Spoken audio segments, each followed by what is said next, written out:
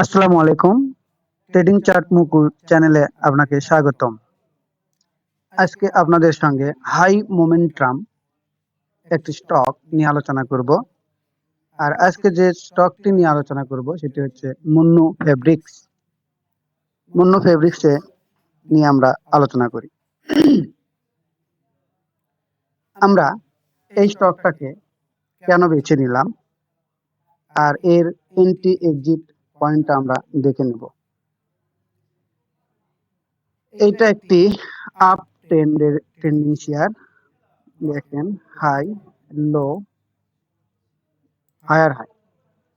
এটা একটি up ট্রেন্ডের share. তো এইটার আমরা এন্ট্রি এক্সিটটা দেখে নিই। এই যে দর্শক দেখেন, এই যে এই ক্যান্ডেল দ্বারা সে কি করলো? ব্রেক আউট করলো। তো যে ক্যান্ডেল দ্বারা ব্রেক আউট হয় সেই ক্যান্ডেলটা আমাদের হয় এন্ট্রি পয়েন্ট। অর্থাৎ আমরা এই ক্যান্ডেলের আমাদের এন্ট্রি পয়েন্ট হবে যত কম দামে আমরা পাই। তাহলে এন্ট্রি পয়েন্ট কত? 21 টাকা 60 পয়সা থেকে শুরু করে 21 টাকা 30 পয়সার মধ্যে আমরা এন্ট্রি নেব। এন্ট্রি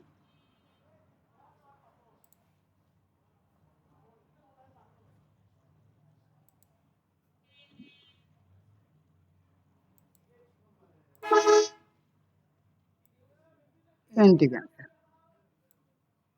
আবারও আমি বলি, 21 টাকা 60 পয়সা থেকে 21 টাকা 30 পয়সার মধ্যে আপনারা এন্ট্রি নেবেন। আমাদের স্টপ লস এই বড় ক্যান্ডেলের, এই যে বড় ক্যান্ডেল, দর্শক খেয়াল করেন, এই যে বড় ক্যান্ডেল এর গোড়ায় আমাদের হচ্ছে স্টপ লস। তাহলে আমাদের স্টপ লস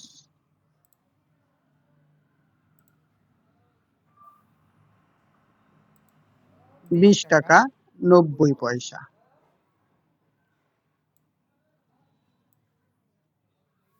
অবশ্যই স্টপ লস ফলো করতে হবে। যদি স্টপ লস নিতে না পারেন তাহলে এন্ট্রি নেবেন না। যদি স্টপ লস নিতে না পারেন তাহলে এন্ট্রি নেবেন না।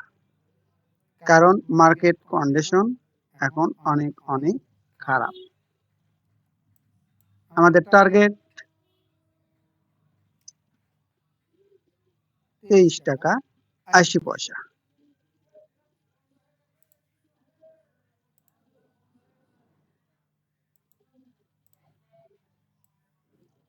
টাকা 80 পয়সা। এখন আমরা এই স্টকটাকে কেন নজরে নিয়ে আসলাম?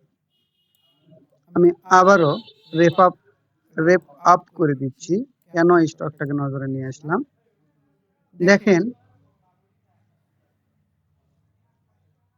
আমরা সাধারণত কোনো কিছু ফলো করার আগে তার দিক নির্দেশনা দেখি। উদাহরণস্বরূপ, আবহাওয়া অধিদপ্তর থেকে যদি বলে আগামীকাল বৃষ্টি হবে, তাহলে তারা বিভিন্ন ইন্ডিকেটরের মাধ্যমে সেটাকে আমাদের সামনে বলে। তেমনি মোমেন্টাম স্টক চেনার কয়েকটি উপায় রয়েছে। এক, আমাদের যখন আরএসআই 60 প্লাস থাকবে তাহলে সেই স্টকটাকে আমরা মোমেন্টাম হিসেবে গণ্য করব। একটা ইনফরমেশন। 2 নম্বর ইনফরমেশন, এমএসসিডি দেখেন নিচে নামে নাই, এখনো উপরে অবস্থান করছে।